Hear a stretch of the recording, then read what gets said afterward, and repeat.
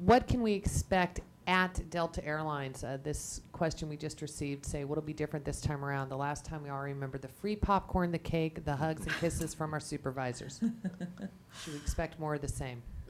I would hope so. I love ice cream. Yeah. Well, it's been very apparent that Delta's already doing things in the lounge. I heard they're giving free manicures and massages to the flight attendants. I don't know. What have you guys heard?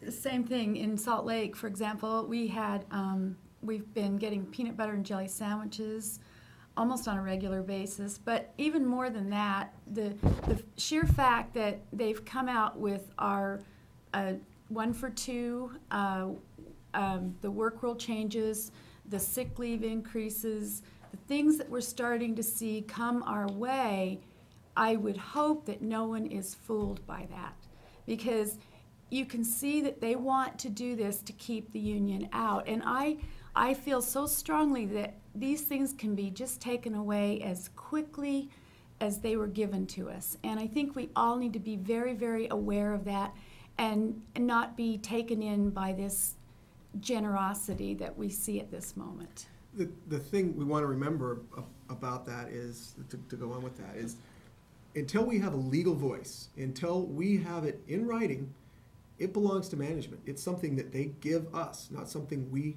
get. And it's something that they can take away. Just like the peanut butter and jelly sandwiches. If you're not there by 3, they're gone. And so at the risk of making a bad joke, the things that we get under a contract are things that we negotiate for ourselves. And so, yes, Delta is going to come out with a very, probably vigorous anti-union campaign. And these, by the way, these changes are just proposed. They're not there yet. The Velvet Live is an answer to part of this. You're going to see a lot of activity on the side of Delta Airlines to try and convince you that you don't need a union, to try and convince you that they will take care of you. Think back. They will take care of you. Think back. Anything to add? Yeah, I could jump in on that. I guess it is part of their campaign, if you will.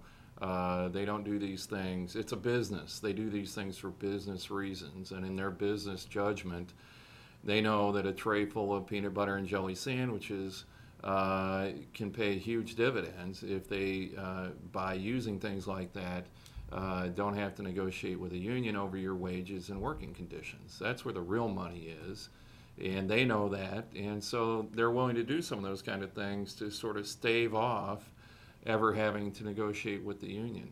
I think the other thing to take away from some of the things that are going on is that management is recognizing this sort of building community of interest among the flight attendants. The seniority merger thing didn't just fall out of the sky.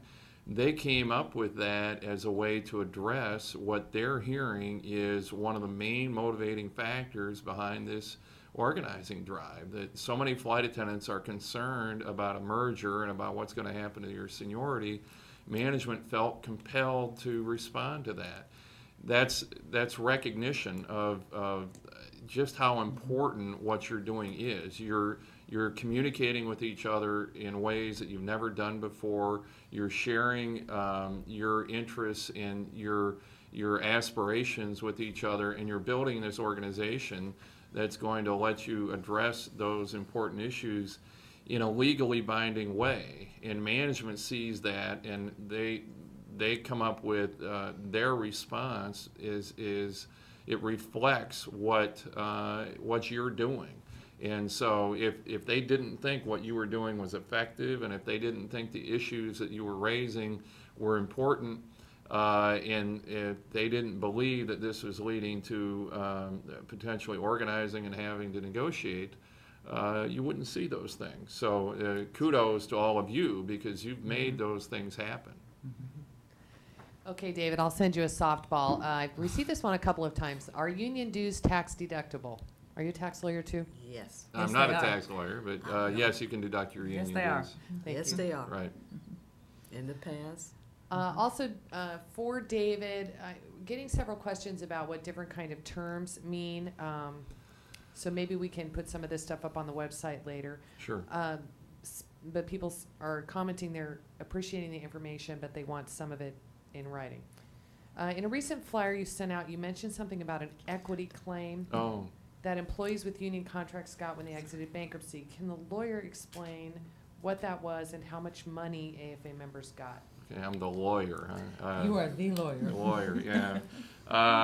For the past 5 years, I've done almost nothing but bankruptcy negotiations with 9 airlines, and I've learned a thing or two about it. I'm not a bankruptcy lawyer. I'm a labor lawyer. But one of the things we were able to do in some of these bankruptcy cases was to negotiate, as Vita mentioned, something called an equity claim. And that is, everybody in a bankruptcy, all of the vendors and all of the suppliers, and in our case, labor, everybody who takes what the professionals call a haircut as a result of the bankruptcy. If you're whatever dealings you have with the company are negatively affected, whatever the amount of that haircut is, in normal bankruptcy law, that becomes a claim, and at the end of the case, those claims are paid out in stock in the new company that emerges from bankruptcy. Labor has to fight for a claim because it's not entirely clear in the law that we're entitled to one, and we were able to fight for our claim in most of these bankruptcies. Just to give you the most recent example, at Northwest, we negotiated a claim that reflected the value of about 2 years of our concessions, and that translated at the end of the bankruptcy into a payout of roughly $14,000 to $18,000 per flight attendant to partially offset the cost of these concessions. At Masaba Airlines, another one, we actually got a claim worth 100% of the present value of their concessions over the next 5 years. Again, in excess of $10,000 per flight attendant.